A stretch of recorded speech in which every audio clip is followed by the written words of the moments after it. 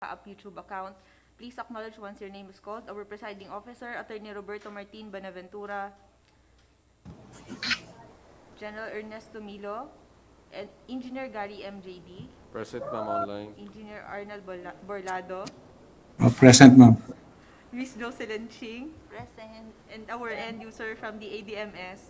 For our back technical working group, we have Irish Presyon, Attorney John Bo Masiglat, Present.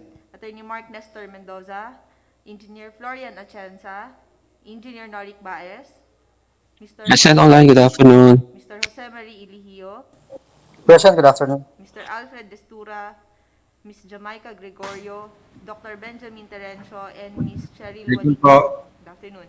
For the back secretariat, our overall head, Dr. Rolly Bayaban, our members, and Engineer Sonny Villabert, Ms. Melina Reyes, our minutes taker for today's meeting, John Ezra Peñaojas, and the other members of the back secretariat, as well as our observers from the COA, IAS, ASFI, and we also sent our invitation letter, sir, to the PCCI. That's all for the roll call, Mr. Chair.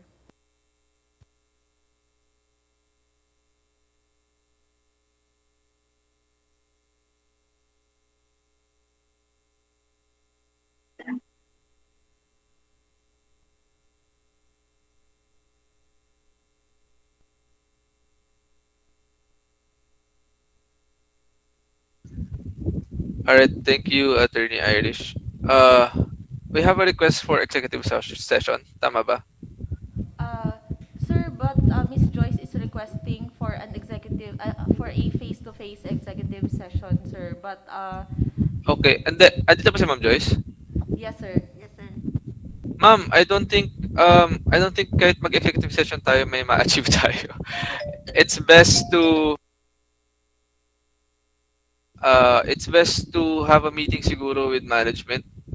Kasi kahit mag-executive session tayo dito, ma'am, and we present that comparative, we don't have the authority really to cancel the bidding on our own. So it's best to present it muna kay DDGA siguro, ma'am. I recommend. Yes, sir. Opo.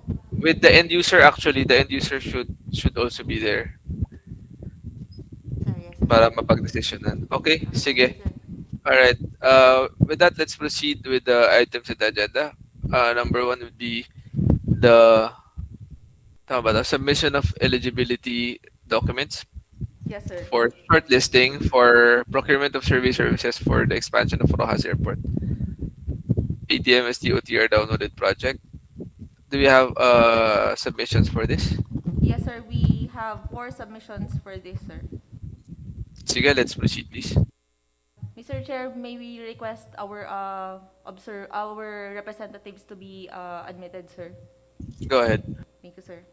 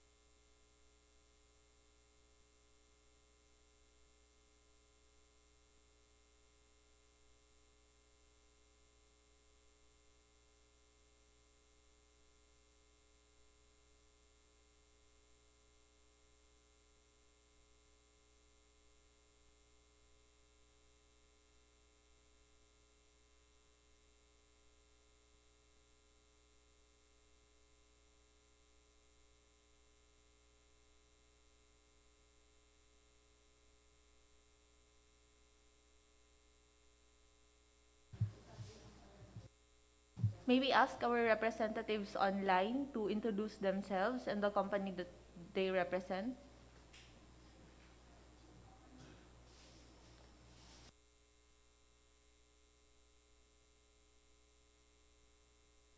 Sir, we have here one representative present here at the CAAP conference room, sir. Kindly introduce yourself and the company that you represent. Good afternoon, sir, ma'am. I am Engineer Michael King Noble from Noble Surveying Office po. Thank you, sir. Thank you. May we request for the opening, sir, of the submitted eligibility documents. Go ahead.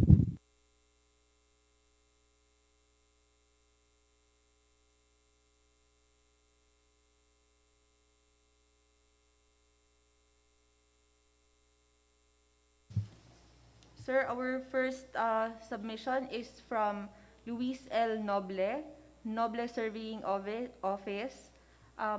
Sir, may we confirm if this is your submitted proposal? Yes po, ma'am. Thank you, sir. Mr. Chair, proceeding with the opening, sir. Go ahead.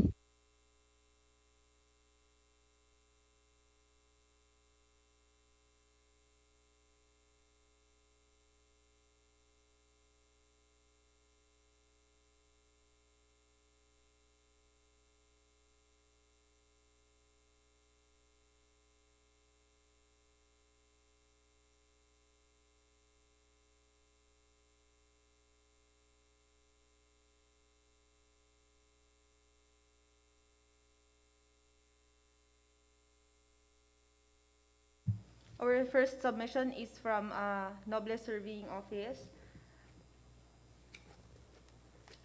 The bid proposal is sequentially paginated on each and every page, has tabbings, and has initials for each page. Checklist, please. Original of duly signed and accomplished eligibility document submission form.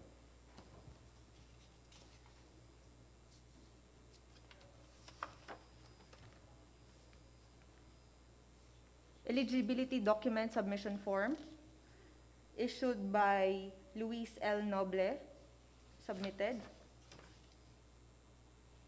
Valid PhilJEP certificate of registration and membership in accordance with the IRR of 9184. Certificate of PhilJEP's registration issued to L. Noble Surveying Office, valid until December 22, 2022, submitted. Registration certificate from the SEC.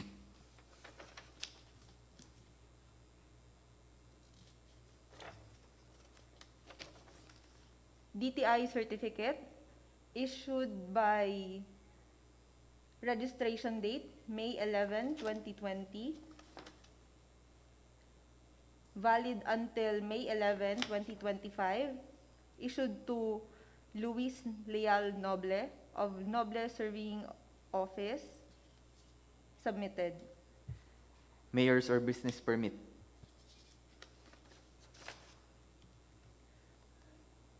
Business permit issued by the City of Santiago, issued to Luis Leal Noble with registered trade name as L. Noble Surveying Office.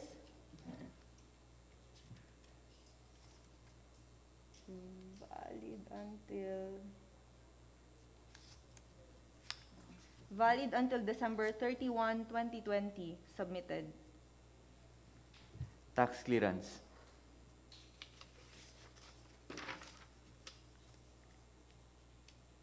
Tax clearance issued to Noble Luis Leal of L. Noble Surveying Office,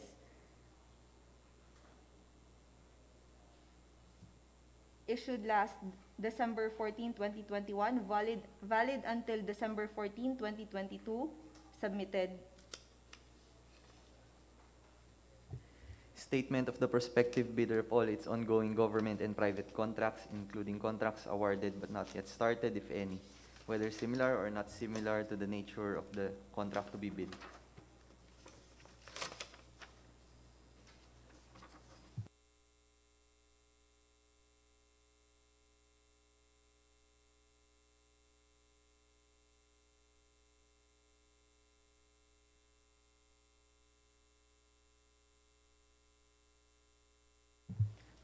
Statement of similar completed projects issued by Luis L. Noble, submitted. Statement of the consultant specifying its nationality and confirming that those who will actually perform the service are registered professionals authorized by the appropriate regulatory body and their respective curriculum vitae.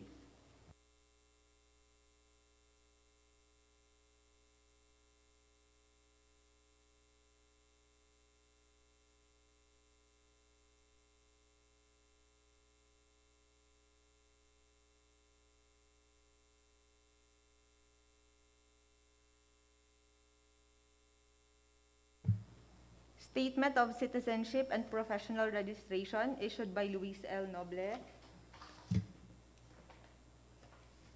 In compliance with the Civil Aviation Authority of the Philippines Bids and Awards Committee, he certifies that he's a Filipino citizen, has technical and financial capability, and possesses the required professional licenses issued by the Professional Regulations Commission, issued by Luis L. Noble, submitted.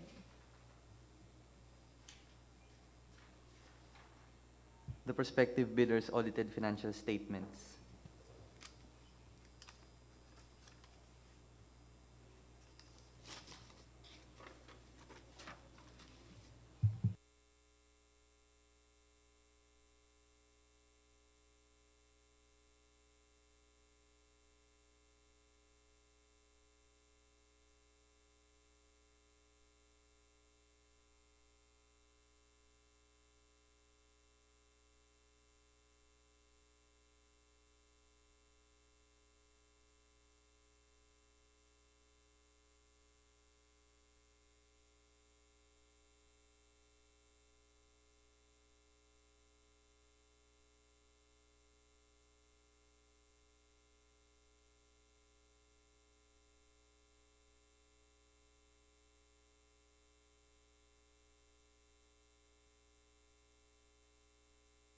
Audited financial statements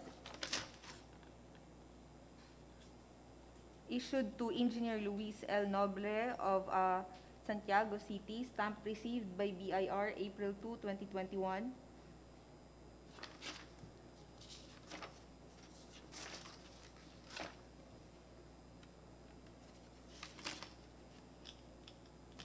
Submitted. If applicable, the joint venture agreement or duly notarized statement of all potential joint venture partners. Not applicable. With that, Mr. Chair, the submission, the bid proposal submitted by Luis L. Nobles or Noble Surveying Office is initially rated as passed and will be subjected to bid evaluation for shortlisting. Requesting to proceed with the next submission, Mr. Chair. Go ahead, please. Thank you, sir.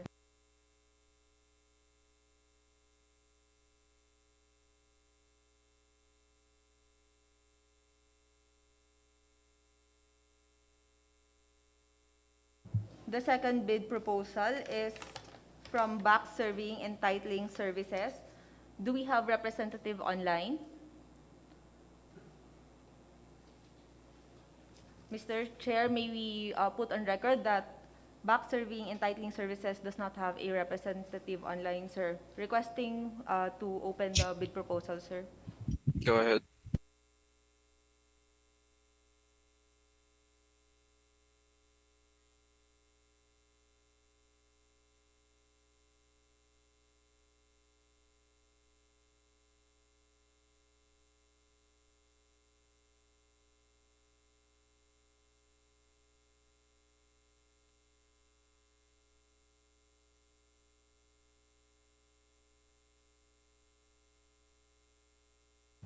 The submission of BAC Surveying and Titling Services has tabbings, has pagination,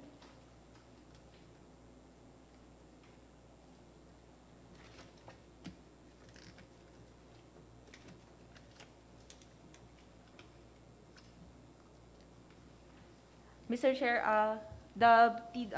it seems that the submission of BAC Surveying and Titling Services does not have initials on each and every page.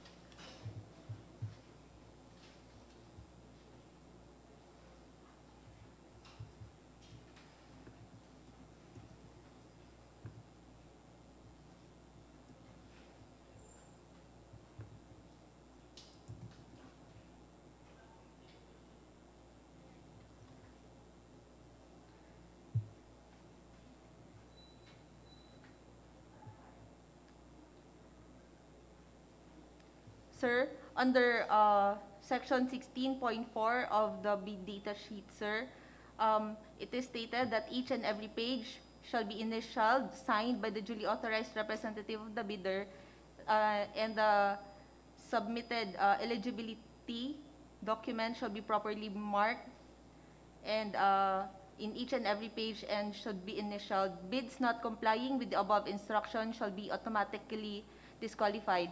With that, Mr. Chair, the BAC TWG is recommending for the disqualification of BAC serving and titling services, sir, for having no initials on each and every page in violation of ITB Clause 16.4, sir, for the consideration of the committee, sir. All right. There be the bidder not being present cannot verify on this, so we rely on the findings as presented. There is a recommendation for the disqualification of the current bidder for failing to comply with the requirement on the tabbing. Do you have any comments from our members? If there's none, let's have a motion, please. To the chair, Yes, ma'am. I move to adopt the recommendation of BAC TWG for the disqualification of BAC surveying and titling services for non-compliance of bidding documents. Thank you. Thank you, ma'am. Do you have a second? Second, Mr. Chair. Thank you. There being a motion duly seconded, the recommendation is hereby adopted. The current bidder is hereby disqualified. Let's move along, please. Kindly notify the bidder secretariat and inform them of the right to MR as well. Thank you. For the record, Mr. Chair, the back serving and titling services, sir, has 3 calendar days from today or from the receipt of our disqualification letter, sir, to file their motion for reconsideration. In the meantime, the back secretariat will be resealing their submitted bid proposal, sir. All right. Thank you. Let's proceed, please. Thank you, sir.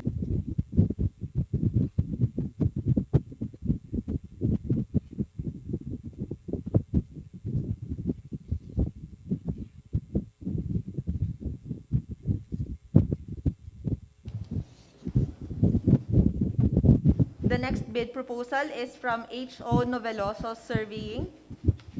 Do we have a representative online? Mr. Chair, we do not have a representative online. Requesting to proceed with the opening, sir. Please proceed.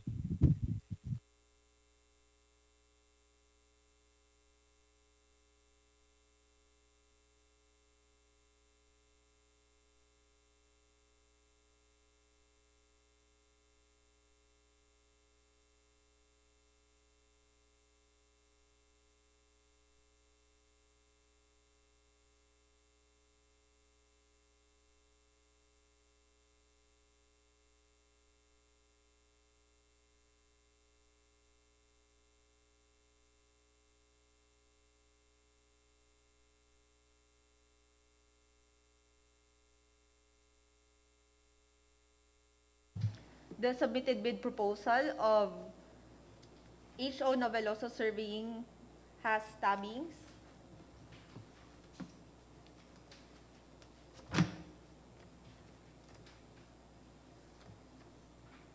Has initials on each and every page.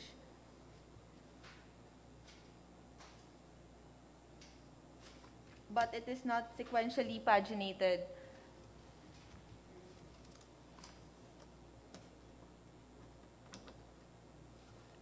Mr. Chair, under BDS Clause 16.4, pagination, each and every page thereof should be initialed, signed by the duly authorized representative, and pagination should be sequentially be based on the entire span of the whole document inside the envelope. The submitted eligibility, technical, financial documents shall be properly marked with index tabs and must be sequentially paginated in accurate order in the form page 3 of 100 or page number of the last page of the document per envelope basis. And bids not complying with the above instruction shall automatically be disqualified. With that, Mr. Chair, the BAC TWG recommends for the disqualification of H.O. Noveloso Surveying for violation of ITB Clause 16.4 for the consideration of the committee, sir.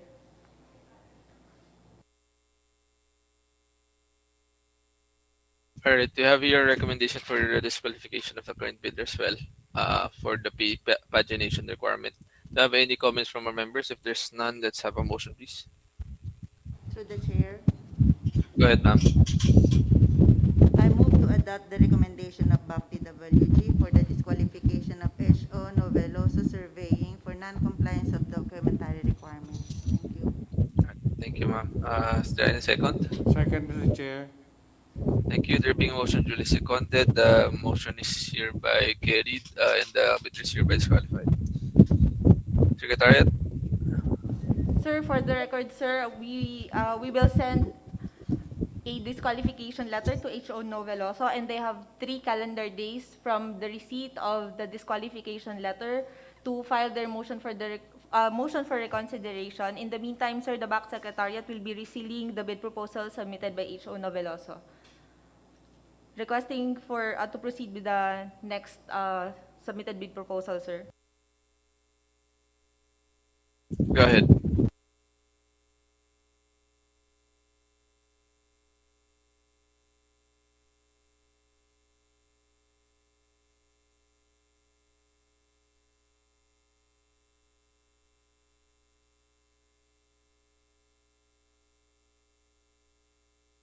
Sir, the last bid proposal is from Roxas Surveying and Realty. Request, do we have a representative online from Roxas Surveying and Realty? Mr. Chair, we do not have a representative online or physically present for Roxas Surveying and Realty. May we request to proceed, sir? Go ahead. Thank you, sir.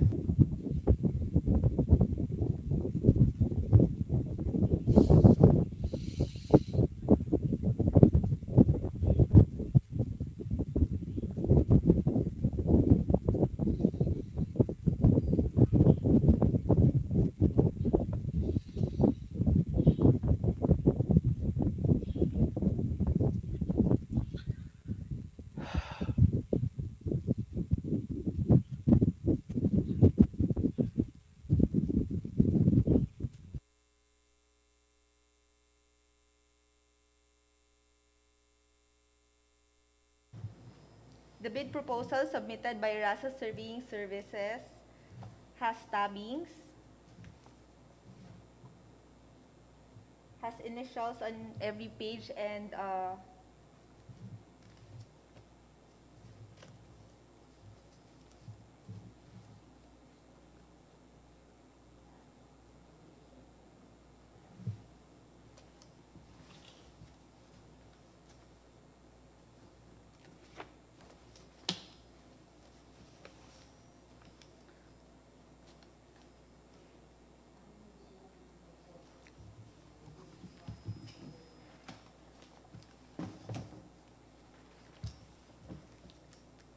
Mr. Chair, considering that the submission of RASA Surveying Realty does not have the required pagination under BDS Clause 16.4, which states that every page shall be initialed, signed by the duly authorized representative, and should be sequentially be paginated in accurate order in the form page 3 of 100, page number of last page of the document per envelope basis. Pagination should be sequentially based on the entire span of the whole document. Bids not complying with the above instruction shall automatically be disqualified.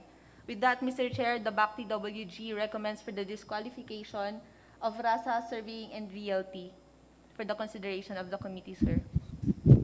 Thank you, Secretary. So we have here a recommendation again for the disqualification of the current bidder for failing to comply with the documentary requirements, particularly with the markings. Do we have any comments from the members? Or if there's none, let's have a motion, please.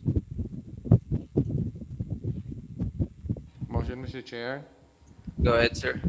I move to adopt the recommendation of the TWG to disqualify the bid offer of Roxas Surveying for failing to comply with the requirements of the bid documents.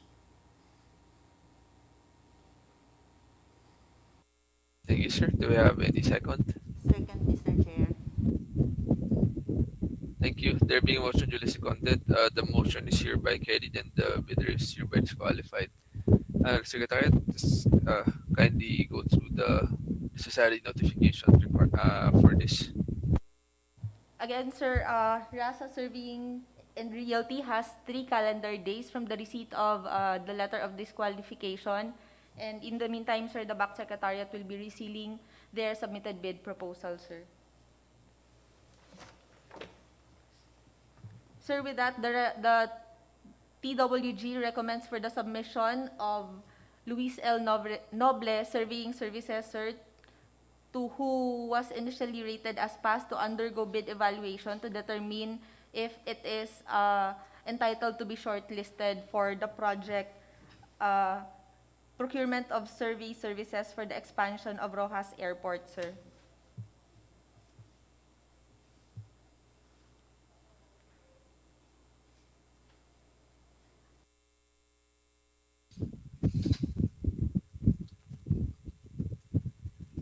Sir, can you flash the name, please? Hindi ko mabasa.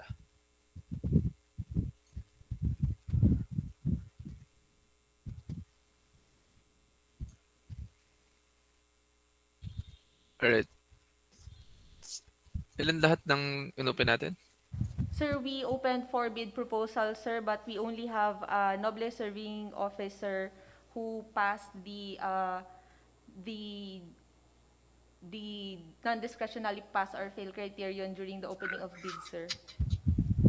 Noble Surveying Services. Yes, sir. Tama? Yes, sir. Alright. Alright, we have, after the opening of the bids that were submitted, only one has been found to be compliant and has passed the pass or fail criteria for the opening of bids. With this, there's a recommendation for the conduct of bid evaluation for the sole bid that was disqualified.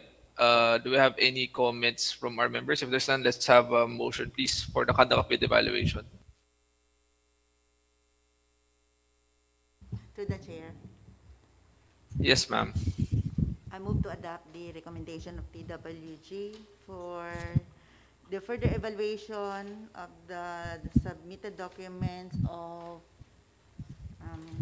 Luis Noble Surveying Office for eligibility for shortlisting. Thank you. All right, thank you, ma'am. Is there any second? Second, Mr. Chair. Thank you. There being motion duly seconded, the recommendation is hereby adopted and the motion is carried for bid evaluation. Thank you.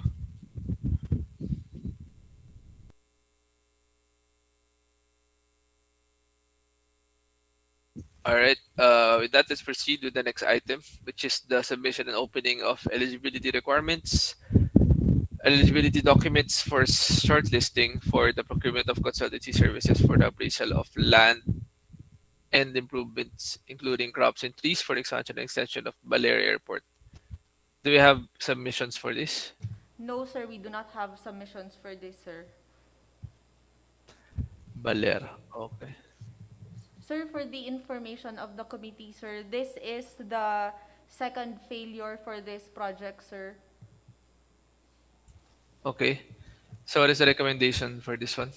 Sir, may we request for comments from our end user, sir? Sige. End user? And Engineer Lolit?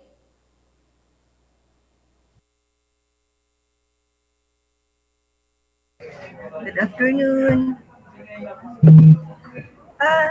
Sir, how do we, can I ask how do we go about with if there are no bidders for 2 postings?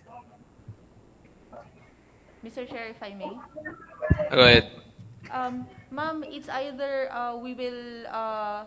the end user will review the bid documents, ma'am, and make the necessary adjustments if there is any, or we will declare a failure of bidding for the second time, and the TWG will recommend for the negotiated procurement for this project.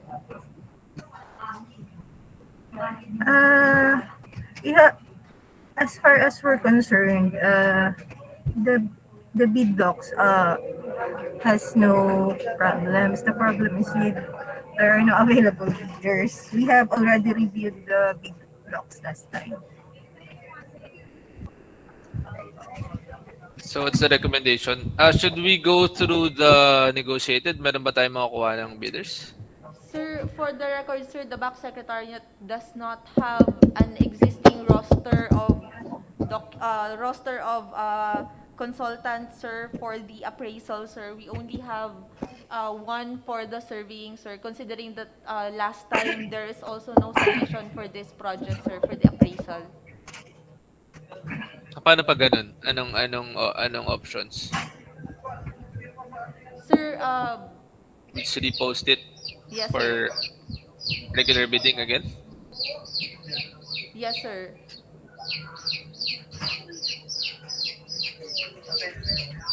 And you, sir, do you have any comment regarding that?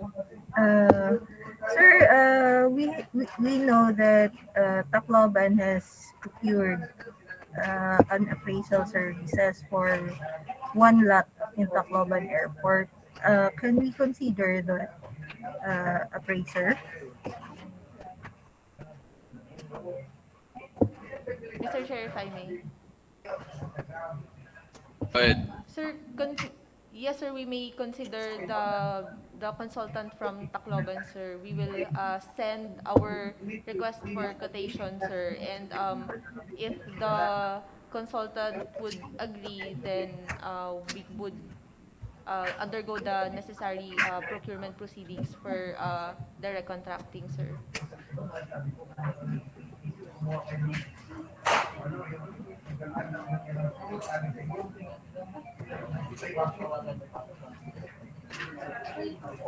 Kailangan, Engineer, give me 1 minute. I'm just checking the rules.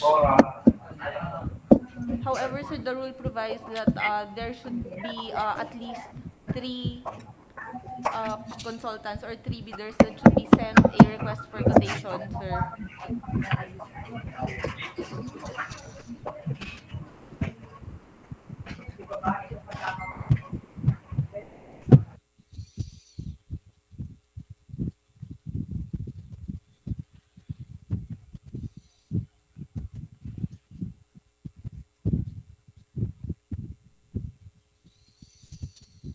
For Tacloban, isa lang ba 'yon? Walang kasama 'yon. Walang ibang mga ng ibang mga sinenda ng notices. Because the rules provide that we're required to invite 3 suppliers, contractors, or consultants, including those disqualified. In this case, wala naman disqualified, but that doesn't mean we're limited to that. We were just required to find at least 3 eligible supplier, contractor, or consultants. Dun sa Tacloban, isa lang ba 'yon?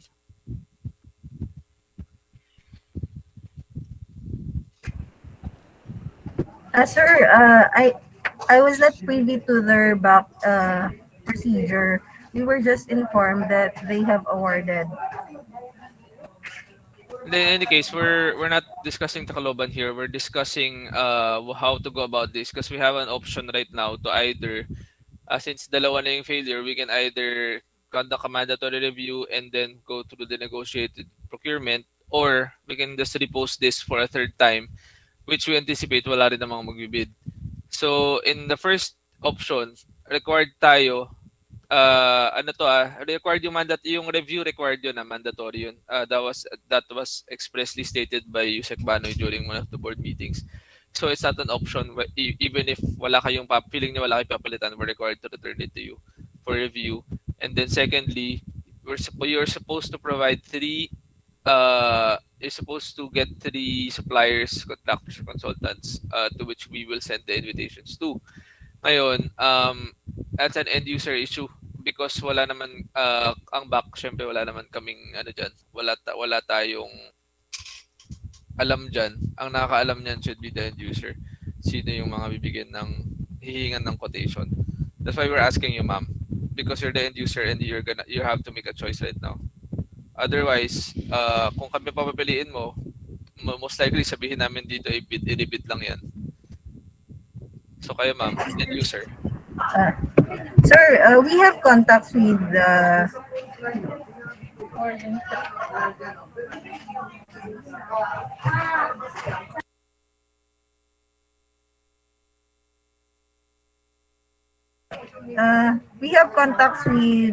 appraiser, sir. If we recommend for negotiation, I think we can provide at least 3 quotes. So what is the recommendation? Negotiation, We negotiated. recommend for negotiation, yes, sir. Okay, sige. Alright, TW, you have comments on that?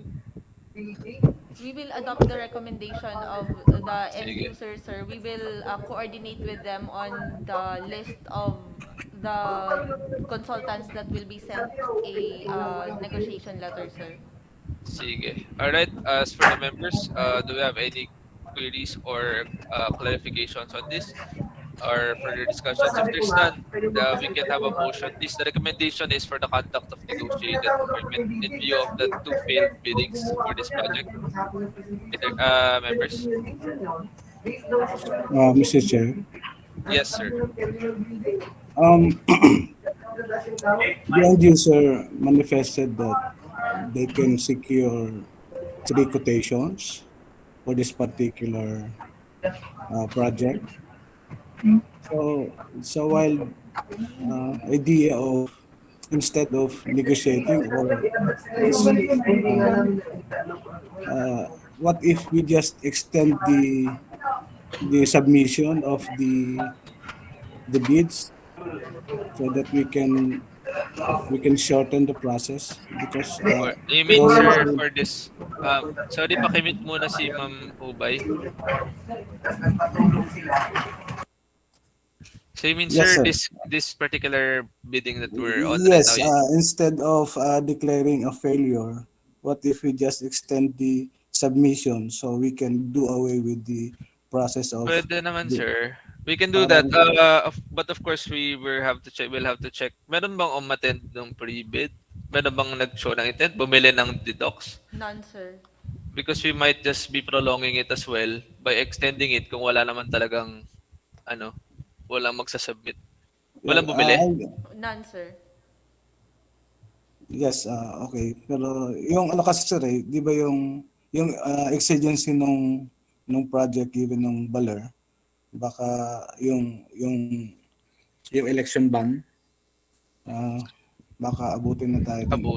Abutan talaga tayo. So, Well, we can, kapag finil natin to and direct contracting, impossible na natin ma-meet yun. yeah, it would be impossible na Yes, yun. sir. Hindi na talaga taabot. Okay. So, yun lang yung idea. What if we extend at least a week for the submission Sige. of Either way naman, kung mag-fail ulit, then wala tayong choice really. yeah, oo. So But at least we tried. We give chance. We tried to. Sige. I have no objections on that. Other members, do you have any objections with the proposal, which is to extend by another week the submission? I have none, sir. All right. With that, let's Sir Arnel, I'll consider that as a Yes. motion. Yes, that is a motion. Mr. Chair. Okay, sige. And then seconded by Ma'am Joyce. There being a motion duly seconded, let's just defer the opening and give more opportunity for the bidders to submit for another week. Attorney Irish, let's just post this or notify. Ano ba ito, bid bulletin? Yes, sir. Bid bulletin, sir. Sige, let's issue that right away para naman And sana mayroong mga sumali. Mr. Chair. Okay. Yes, sir. Parang hindi ko po na-recall na it's already declared by, okay na. Na-declared na failure. No. No, wala pa. Okay. This is not yet declared as failure, Yeah, sir. we're not declaring it as a failure. We're extending the submission of bids. So technically, it's still just one failure. Noted, Mr. Chair. All right, thank you. Sige, let's schedule that, please, as discussed. Issue the necessary bid bulletin, sir. Yes. Okay. Moving on. do we have anything else for today's agenda? No other matters, sir, in our agenda. Mr. Chair, for the record, sir, we also have an appraisal services for VIRAC and Roxas, sir, as well as for our other projects from the ADMS. May I just ask our end user, ma'am, if we have prospective consultants for this, ma'am? Actually, what happened is we were looking for prospective bidders. However, hindi sila nag-submit. We already informed them. However, hindi na sila nag-submit ngayon.